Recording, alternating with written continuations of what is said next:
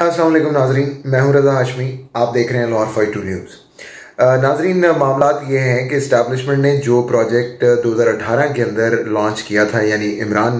सरकार का प्रोजेक्ट, उसको उन्होंने उखाड़ तो फेंका। लेकिन अब इमरान सरकार का जो ये प्रोजेक्ट जो कि इस्टेब्लिशमेंट ने शुरू किया था, अब उनके वो गले पड़ चुका है।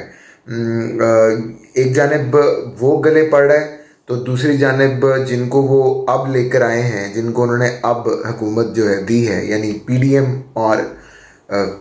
कंपनी, उनको जो हुकूमत दी गई है, उस हुकूमत ने भी अपने जो रुख है और जो अपना वज़न है वो इस्टेब्लिशमेंट के ऊपर डालना शुरू कर दिया है। और वो इस वक्त तमाम तर जितनी भी पॉलिटिकल लॉट है, जो सियासी लॉट है, वो ये कह रही है इस्टेब्लिशमेंट को कि आप ये नहीं कर सकते जो आप कर रहे हैं। मसलन क्या नहीं कर सकते? खान साहब जो हैं वो इस्टेब्लिशमेंट को कह रहे हैं कि जो आपने किया वो आप नहीं कर सकते थे। आपने मेरे से वादा किया था कि आप मुझे लेकर आए हैं 5 साल के लिए, बल्कि आपने तो मेरे से ये भी वादा किया था कि आप तो मुझे 10 साल के लिए लेकर आए हैं और मैं 10 साल जो है वो हुकूमत करूँगा। लेकिन आपने तो मुझे चौथे साल के अंदर ही चलता कर दिया, और ये सिर्फ आपकी बिना पर हुआ, और अगर आप ना चाहते तो ये कभी भी ऐसा ना होता। वो इस्टेब्लिशमेंट के ऊपर दबाव डाल रहे हैं। वैसे तो बड़े मसनूई किस्म के जलसे वो कर रहे हैं। जो अर्बन सेंटर्स हैं वहाँ पर वो जाते हैं, वो आपने वीडियोस देखी होंगी जिस तरीके से वीडियो ट्रीट की जाती है खान साहब की, और जिस तरीके से उनको बहुत लार्जर देन लाइफ दिखाया जाता है। वो सब कुछ तो है, लेकिन जाहिर बात है उसका एक इम्पैक्ट तो ज़रूर बन रहा है कि जनाब इतने लोग खान साहब के साथ खड़े हो रहे हैं, फलाने लोग खड़े हो रहे हैं। क्योंकि अगर आप परसेंटेज निकालें तो वो उतने लोगों की नहीं बनती कि कोई बहुत बड़ा इनकलाब तो नहीं आ रहा, लेकिन फिर भी उसकी जो ऑप्टिक्स हैं वो इतने काफ़ी हैं कि इस्टेब्लिशमेंट या कोई भी प्रेशर के अंदर आ सके। दूसरी जानिब जो पीडीएम है उनके बारे में जो खबर आई है वो ये कि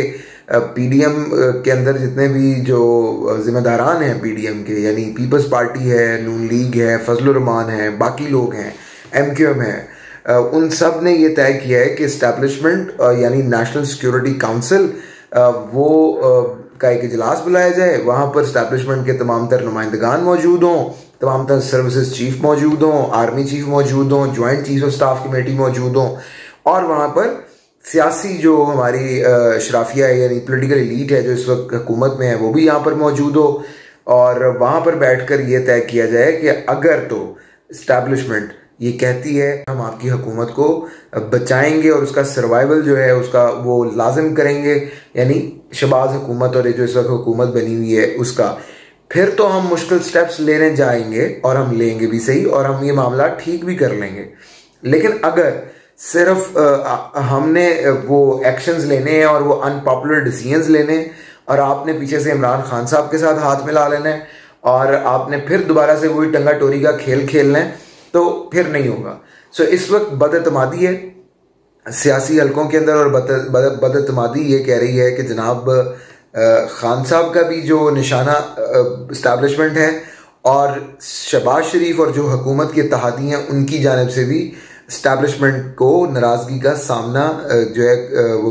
उसको इस्टेब्लिशमेंट की जानिब किया जा रहा है। अभी जो ताज़ा तरीन इजलास हुआ उसकी खबर यही है कि ये साफ साफ कह दिया गया है शहबाज शरीफ साहब को कि जनाब पैगाम पहुंचा दें कि नेशनल सिक्योरिटी काउंसिल का इजलास बुला लेते हैं और वहाँ पर बैठ के इस मामले को तय कर लेते हैं कि जनाब या तो डबल गेम करना बंद कर दें या फिर सीधी तरीके से मुल्क को चला लें। इनमें से कोई एक काम ही हो सकता है। आप कहें कि अगर आपने मुल्क चलाना है तो फिर डबल गेम बंद करनी पड़ेगी, अगर आपने डबल गेम करनी है तो फिर मुल्क जो है वो उसको जो है वो नहीं चल सकता। दूसरी जानिब जब ये ठूंठा थोड़ी बहुत जो है वो अपोजिशन की जानिब से भी होनी शुरू हुई है, और अपोजिशन ने भी अपने मसल्स जो हैं वो फ्लेक्स करने शुरू किए हैं, उन्होंने ये कहना शुरू किया कि यार अच्छा ठीक है, फिर अगर आप इतने वेले हैं और आपके अंदर इतना ही दम खम नहीं है कि खान साहब की 4-5 बड़कों के आगे आप बैठ जाते हैं, तो फिर ठीक है, फिर हम भी इतने क्यों डिसीजन लें, फिर इलेक्शन करवा लेते हैं या देख लेते हैं हमने क्या करना है, हम अपने ऑप्शंस देख लेते हैं। तो इस पूरी सूरत हाल के बाद जो इस्टेब्लिशमेंट है उन्होंने कहा कि यार ये अच्छा है, हम एक को लेकर आते हैं, वो हमारे साथ बोलना शुरू कर देता है और ये सारा कुछ करना शुरू कर देता है। वो एहसान फरामोश को वो 4 साल भूल जाते हैं जो हमने उस पर मेहरबानियाँ की रखी। उसके बाद वो जनाब चीखना चंगाड़ना शुरू कर देता है, खान साहब की वो के बारे में कहते हैं। तो दूसरी जानब ये जिनको अभी हम लेकर आए हैं और इनकी हमने बिगड़ी हुई जो है वो बनाई है, वो भी हमें कह रहे हैं कि जनाब हम ये आपने हमारे साथ क्या कर दिया और देखें ऐसे तो नहीं होता और वैसे नहीं होता। तो उन्होंने कहा कि अच्छा चलो ठीक है, एक तो रांदा दरगाह है ही, एक ने तो सड़कें नापनी ही हैं, एक ने तो चीखना चलाना है ही, वो इस टाइम इक़्तिदार से बाहर है इमरान खान साहब। तो उन्होंने कहा यार अच्छा चलो ठीक है, थोड़ी सी टिबरी टाइट इनकी भी कर देते हैं, थोड़ा सा इनको भी टाइट करते हैं। तो वो जो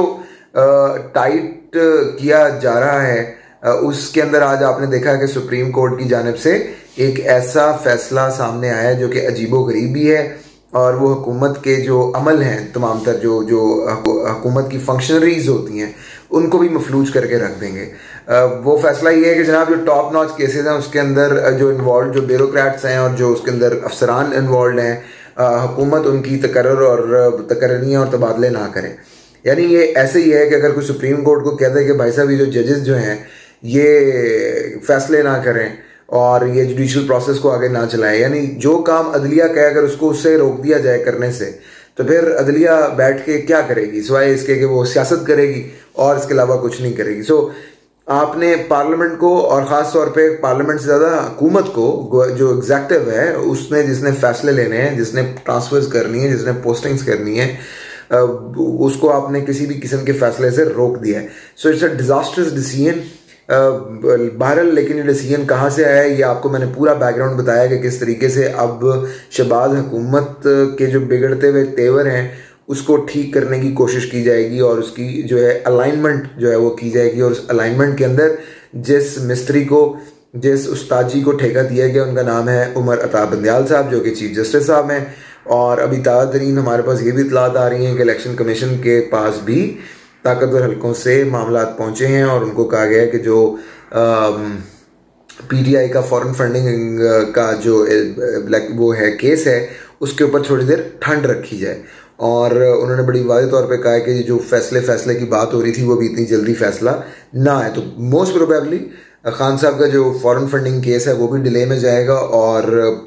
नून लीग और जो पीडीएम की हुकूमत है उसके लिए भी मसाइल ज़्यादा पैदा हो जाएंगे। सो ये अभी तक का सिनेरियो है जो कि इस वक्त बन रहा है। इस्टेब्लिशमेंट जो है वो मुसलसल खेल रही है, एक जानिब उनके साथ खेल रही है और एक जानिब इनके साथ खेल रही है। ताहम एक बात बड़ी वाज़ेह हो जानी चाहिए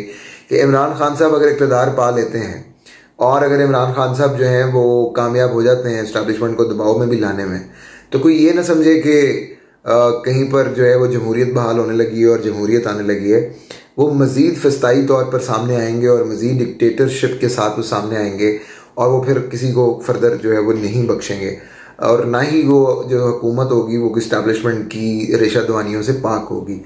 फ़िलहाल के लिए गेम इज़ ऑन और फिलहाल के लिए द प्लेयर्स जो हैं दे हैव पैडेड अप और तीनों साइड से इस वक्त जो है वो गेम्स जो हैं वो चल रही हैं। पाकिस्तान की सियासत अगले आने वाले दिनों के अंदर फर्दर इंटरेस्टिंग भी होगी और ज़्यादा वोलेटाइल भी हो जाएगी। बहुत शुक्रिया।